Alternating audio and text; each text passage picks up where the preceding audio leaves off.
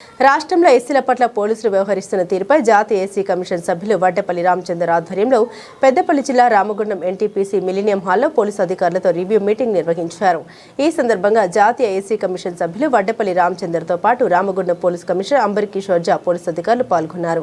SC ఎస్టీలు పోలీసులకు ఫిర్యాదులు చేసిన వెంటనే ఎఫ్ఐఆర్ నమోదు చేసి విచారణ చేపట్టాలని అధికారులకు సూచించారు.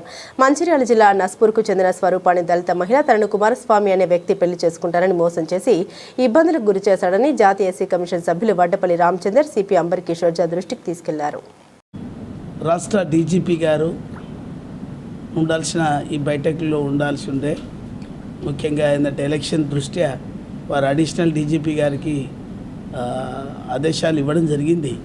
కానీ ఎలక్షన్ కోడ్ 3 గంటలకు ఏదో మీటింగ్ అనే దృష్ట్యా రాలేకపోయినారు. వచ్చిన అధికారులందరితో కూడా సమావేశం నిర్వహించడం జరిగింది.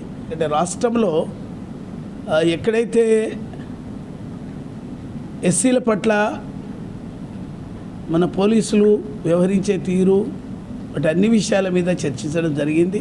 ముఖ్యంగా ప్రమోషన్స్, బ్యాక్లాగ్ వేకెన్సీస్, వాళ్ళ కెరియర్ డెవలప్మెంట్ ప్రోగ్రామ్స్, వాళ్ళ యొక్క గ్రీవెన్స్, వాళ్ళ వెల్ఫేర్ విషయంలో చాలా విషయాలు చర్చించడం జరిగింది. ఎఫ్ఐఆర్లు కూడా వెంటనే రిజిస్టర్ చేయాలనేది కూడా కమిషన్ నుంచి డైరెక్షన్ ఇవ్వడం జరిగింది. దానికి పోలీస్ అధికారులు కూడా వాళ్ళు స్పందించి మేము ఎప్పటికప్పుడు ఎఫ్ఐఆర్ చేస్తామనే అంగీకారం కూడా వారు అంగీకరించడం జరిగింది. విషయం దృష్టికి చాలా ఫిర్యాదులు అందడం వల్ల మనము ఈ స్టేట్ లెవెల్ రివ్యూ ఈ రామగుండంలో జరపడం జరిగింది. సీనియారిటీ క్రైటీరియా, ఎడ్యుకేషన్ క్రైటీరియా, ఆ క్రైటీరియాలో కొంతమంది ఫిట్ కావట్లేదు అన్నారు. దానికి మనం కమిషన్ నుంచి డైరెక్షన్స్ ఇస్తాము. కమిషన్కు ఏదన్నా ప్రాబ్లం ఉంటే మాకు చెప్తే మేము గవర్నమెంట్ ఆఫ్ తెలంగాణకు కానీ గవర్నమెంట్ ఆఫ్ ఇండియాకి కానీ మేము డైరెక్షన్ చేయడం వల్ల రిలాక్సేషన్స్ ఇస్తారు. ప్రమోషన్స్ కూడా వెంటనే ఆపద్దని చెప్పడం జరిగింది. కాబట్టి చాలా మంచి ప్రశాంత వాతావరణంలో ఈ యొక్క రివ్యూ జరగడం జరిగింది. కాకపోతే దీంట్లో అడిషనల్ డీజీపీ గారు ఎలక్షన్ దృష్ట్యా రాలేకపోయారు. మళ్ళీ 2వ సమావేశం కూడా ఢిల్లీలో నిర్వహించడం జరుగుతుంది. కొన్నిటి మీద కమిషన్ వాళ్ళు తీసుకొచ్చిన రిపోర్ట్ల విషయంలో సాటిస్ఫై కాలేదు నేను.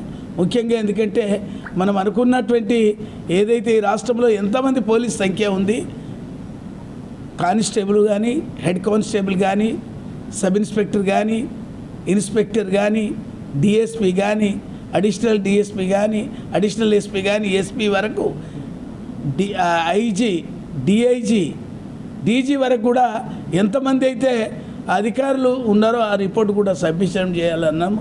అది ప్రమోషన్ కూడా ఎంతమందికి ఇచ్చినారనేది కూడా సబ్మిషన్, వాళ్ళ యొక్క సబ్మిషన్ ఐఎమ్ నాట్ సాటిస్ఫైడ్.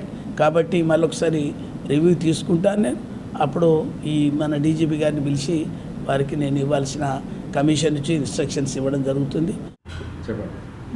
నమస్తే అందరికీ. నా పేరు స్వరూప, నస్పూర్ కాలనీ. కుమారస్వామి అన్నటైనే నన్ను మోసం చేసిండు.